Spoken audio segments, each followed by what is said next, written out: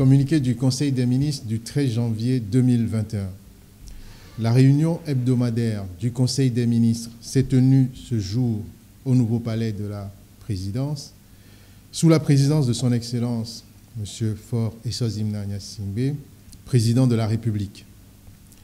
Le Conseil a examiné un avant-projet de loi, un projet de décret et écouté 5 communications. Au titre des avant-projets de loi, le Conseil a examiné en première lecture un avant-projet de loi organique portant statut des magistrats de la Cour des comptes et des cours régionales des comptes. Cet avant-projet s'inscrit dans la continuité de l'avant-projet de loi organique portant organisation et fonctionnement de la Cour des comptes et des cours régionales des comptes. Il vise à renforcer l'efficacité de leur action en prévoyant notamment une évaluation annuelle des magistrats permettant ainsi de se conformer aux meilleurs standards en la matière. Au titre des projets de décret, le Conseil a examiné un projet de décret fixant les conditions de délivrance, de renouvellement, de suspension ou de retrait de la carte de presse des journalistes, techniciens des médias et auxiliaires de presse. Ce projet de décret, pris en application de la loi du 7 janvier 2020 portant Code de la presse et de la communication, permettra au Togo de disposer d'un cadre réglementaire favorisant un meilleur encadrement de la profession de journaliste. Ce cadre permettra aux professionnels des médias de pouvoir se doter de leur statut et d'exercer leur métier en toute quiétude et en toute sécurité. Avec la carte de presse, les professionnels des médias pourraient par exemple accéder plus facilement aux différentes activités en vue d'avoir les informations les plus sûres, de bonnes sources, dans le but d'informer et d'éduquer les populations. Enfin, ce projet de décret régularise dans l'ordonnancement national la question de l'accréditation des envoyés spéciaux et correspondants permanents de presse en République togolaise. Au titre des communications, le Conseil a entendu une communication relative au projet de création du Centre national de lecture et d'animation culturelle, CNALAC, présenté par le ministre de la Culture et du Tourisme. Le Centre national de lecture et d'animation culturelle répond à l'impératif de rassembler désormais toutes les structures publiques intervenant dans la lecture publique. Elles sont aujourd'hui au nombre de 66, dont 34 bibliothèques institutionnelles et 32 bibliothèques dites associées, issues des initiatives privées, associatives et confessionnelles. Ce regroupement permettra notamment de mutualiser les organes de gestion, de renforcer l'implication des collectivités territoriales et la mobilisation de ressources pour le fonctionnement de ces structures. Il vient ainsi capitaliser les efforts du gouvernement dans ce domaine, notamment par la mise en place d'espaces dédiés aux centres de lecture et d'animation culturelle dans les maisons de jeunes. Le Conseil a examiné une seconde communication relative à la stratégie nationale d'inclusion financière présentée par le ministre de l'Inclusion financière et de l'organisation du secteur informel. Depuis 2014 et la mise en place du Fonds national de la finance inclusive, la finance inclusive a contribué à relever le défi de la lutte contre la pauvreté dans notre pays. Elle a également permis de réduire les inégalités sociales et de renforcer la résilience des ménages en permettant aux populations vulnérables d'avoir accès à des moyens financiers pour exercer des activités génératrices de revenus. À ce jour, près de 1,8 million de crédits ont été accordés, représentant 98,14 milliards de francs CFA. Dans le but de tenir compte des ambitions de notre pays déclinées dans la feuille de route quinquennale, de nouveaux produits ont été lancés, notamment le produit Nkodede, le produit Kifé et le crédit de relance des micro, très petites et moyennes entreprises.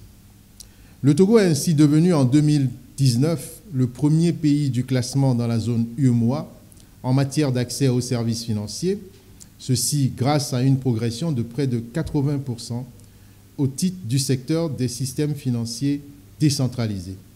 Dans ce contexte, la stratégie d'inclusion financière proposée a pour objectif notamment de renforcer le cadre d'intervention de l'État en faveur de l'inclusion financière. S'en est suivi une communication du ministre de la Promotion de l'investissement relative à l'adhésion du Togo à la Convention des Nations Unies sur la transparence de l'arbitrage international entre les investisseurs et les États fondée sur les traités.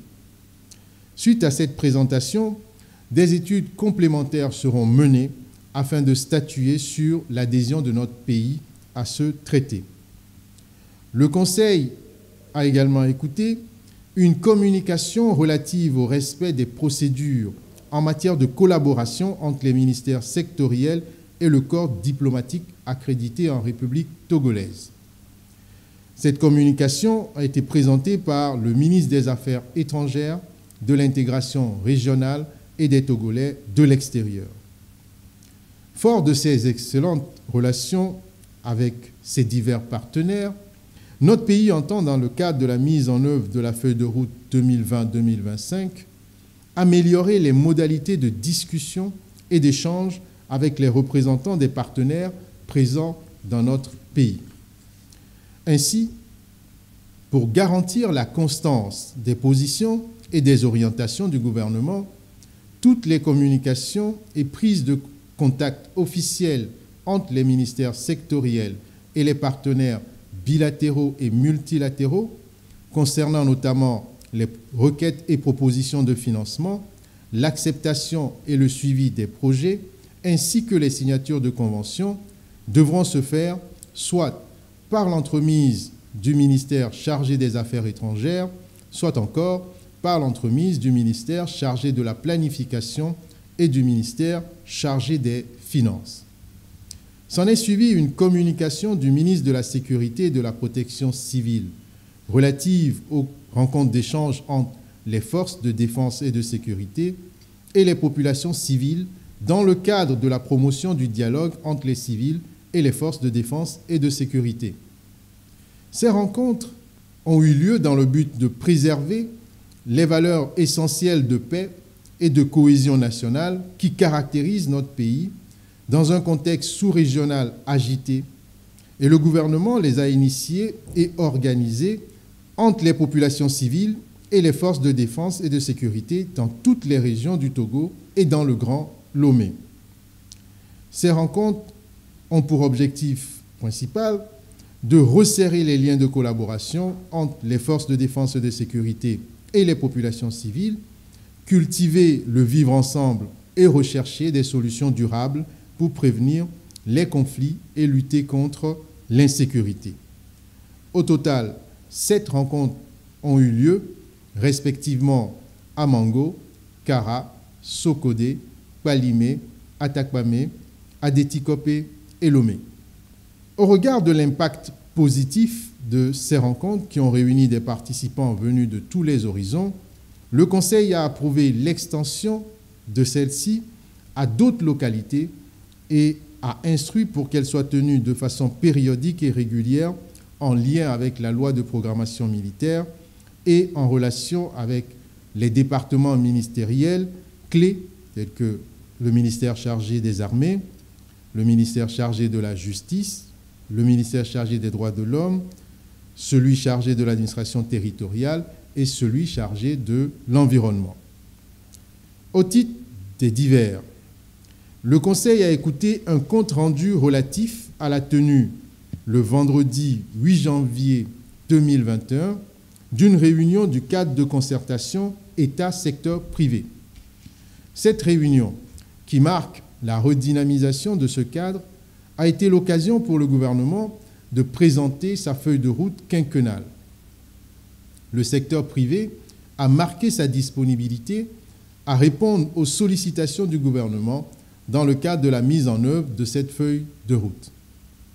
Le Conseil a félicité le secteur privé pour son dynamisme et la résilience montrée lors de la crise sanitaire et a encouragé les ministres à se montrer disponibles vis-à-vis du secteur privé, qui est l'un des partenaires indispensables pour la réussite des ambitions de notre pays. Le Conseil a ensuite écouté 2 comptes rendus du ministre d'État, ministre de l'Administration territoriale et du Développement des territoires. Le premier relatif au décret portant reconnaissance de 4 chefs cantons, 3 désignés par voie coutumière. Il s'agit du chef canton de Pagouda, dans la préfecture de l'Abina, du chef canton de Pessaré, dans la préfecture de l'Abina toujours, du chef canton de Cessaro, dans la préfecture de Sotoboua. Un chef canton a été désigné par voie élective dans le canton de Imlé, dans la préfecture de Lamou. Le second compte rendu est relatif à la suspension pour 6 mois du chef canton de Vaud-Coutimé, préfecture de Vaud, du chef canton de Djama, préfecture de Logou, et du chef canton de Gléy, préfecture de Logou toujours, au motif de la mise en place d'une organisation illégale de chefferie traditionnelle.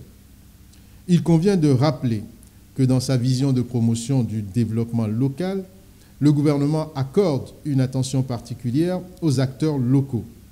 C'est dans cet esprit qu'il a revalorisé le traitement des chefs cantons et le gouvernement a saisi cette occasion pour les féliciter pour le rôle essentiel qu'ils jouent dans la préservation de la cohésion nationale et l'adhésion des populations aux politiques publiques. Il les encourage à maintenir ce sens des responsabilités, notamment dans cette période de pandémie.